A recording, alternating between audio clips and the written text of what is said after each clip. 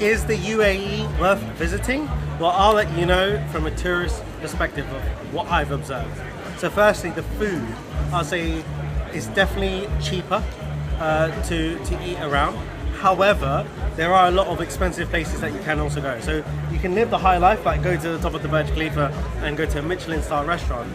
However, you can also go to some really cool, cheap places. What I have seen is the quality is great almost anywhere you go.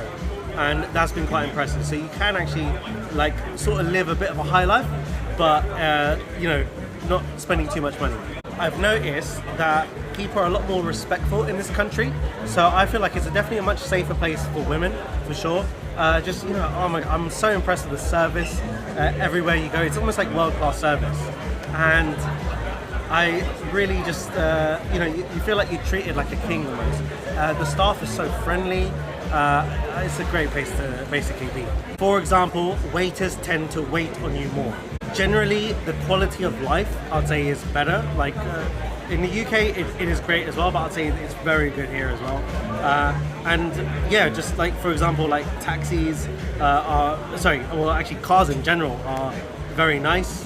And also the fact that labour is cheap and fuel is cheap, then actually getting very good quality for a lot less than what you'd expect elsewhere. And again, that just sort of transcends to a lot of other things, such as like food deliveries as well. So I'd say if the quality of the food is good and to get the food to you is also cheap, then basically getting very good service for not much, which is awesome. It's a very good deal basically.